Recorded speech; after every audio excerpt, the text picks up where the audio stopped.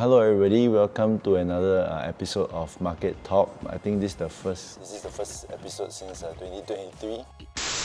New year, new me, hopefully new you as well, and new stocks to buy.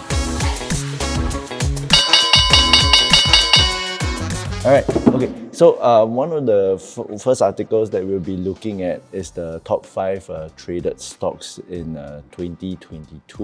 What does most traded means? It just means that the trading volume has been the highest in terms of being bought and sold. So the 5 stocks that we'll be looking at today, the top 5, number 1 is actually Tesla, number 2 Apple, number 3 Alphabet, number 4 Amazon, and number 5 Microsoft. So I think these 5 stocks are stocks which everybody will have heard of pretty much. Okay, so number 1, Tesla. Sorry, we'll just look at the earnings per share, the debt to equity ratio, as well as the free cash flow of the company itself. Okay, so for Tesla, recently they started to make money in terms of the positive earnings per share. They started making it since 2020. Okay, so I do agree that EVs will be here to stay, and you see how the world is starting to shift towards a more sustainable and environmentally friendly energy. So EVs will definitely be here to stay. Yeah, so earnings per share is going up. Debt to equity ratio actually has been dropping over the past few years, and their free cash flow has started to turn positive since actually 2019. Okay, and starting to increase as well. But personally, I feel at the moment, Elon Musk actually is just a bit of a wild card. In terms of the company, it seems to turn profitable, but then sometimes you never know what Elon Musk might say or do, like with Twitter, right? So yeah, that I think would be something that investors need to look out for. In addition to that, Tesla also had some recalls recently, some issues with their self-driving module. And I think I recall seeing in the news previously also there were some issues about Elon Musk kind of upselling their self-driving, but actually during the demonstration the car wasn't actually doing an autonomous self-driving. So yeah, just some things to take note of when you're looking at Tesla. The next one that we'll be looking at is Apple. So Apple, I would say, is a darling of Warren Buffett, right? It makes up about 39% of Berkshire's holdings. However, in quarter 1 of this year, it is reported to have missed the revenue as well as the profit estimates.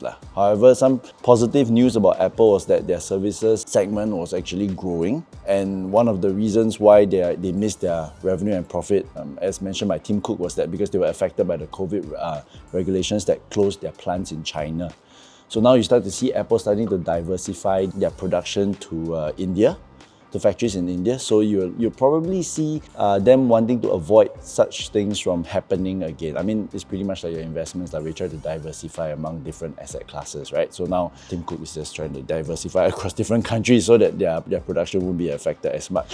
So in terms of earnings per share, Apple has constantly been having positive earnings per share as well as it's been growing. However, the debt is slightly higher at 2.0, and but their free cash flow has always been positive and increasing as well. Personally, I feel that Apple is attractive. I see them as having some sort of something different that is able to attract customers. And it's not just what they're selling. Sometimes when you buy into Apple, you're just buying into their whole infrastructure, the whole Apple ecosystem, their Apple Play, how you can link across all your Apple devices. So I think that's what sometimes people are buying into rather than just the product itself. And I don't see them losing their position to their other competitors. I think Apple is one that's worth looking at. Next one, Alphabet, the parent company of Google. Earnings per share has been positive as well as increasing. In terms of debt to equity ratio, it has gone up a little bit, however it's still below 0.5, and its free cash flow has also always been positive. I think everybody who has seen this stock is constantly being in the news at the moment for being extremely cheap. That's what everybody is touting this stock to be. However, advertising has not really been doing very well. As reported by Google in their annual report, is that search is under threat as people now are able to get more information by other means, such as through AI or social media. And I think the thing also was their latest AI release was a flop, right? Where was it Bart? Yeah, Bart, right? So where they tried to ask questions, one of the response was completely off and wrong. But still, I guess it's worth taking a look. If people are saying that it's cheap, I think it's worth a deeper dive into this particular stock. Number 4 would be Amazon. So Amazon also another stock that has been in the news quite a bit for being extremely cheap at the moment, but their earnings per share as well as free cash flow kind of nosedive and became negative more very recently.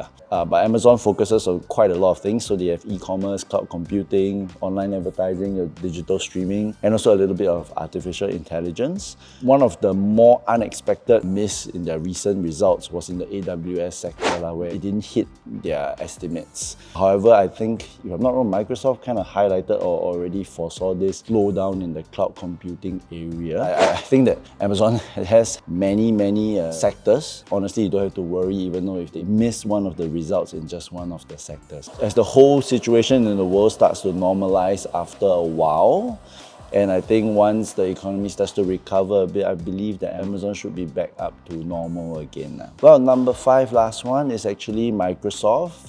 Microsoft earnings per share has been constantly positive and going upwards, same as their free cash flow. And the debt to equity ratio is pretty low it's basically below 0.5. I mean, the latest news from Microsoft was their investment of 10 billion into OpenAI, the creators of ChatGPT, and currently they seem to be leading this area in terms of artificial intelligence.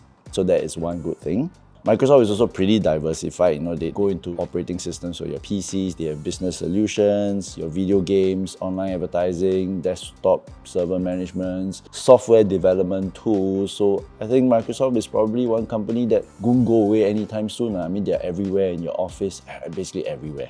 So out of these 5 stocks, actually I do own 2 of them and I do sell options on the third. However, it's important for you to look through the company's annual report and to do your own evaluation, right? So everything we have spoken right now or we have shown right now is really just a surface level conversation about the company, and you should definitely do a more deep dive into the company if you are interested in them. I think nowadays, the most relatable thing which Cayden would have said before would be to look for bad news within a good company as one of the opportunities to get into a stock. Well, I hope you will be able to find a good opportunity among these 5 stocks. It would be best if you can get them at a cheap price. Yeah, that's the top 5 traded stocks for 2022. Yeah, that's it. If you want to learn more about how to evaluate and find out whether the stock is cheap, well, keep a lookout for the next Value Investing Masterclass, and don't be afraid to sign up and learn more.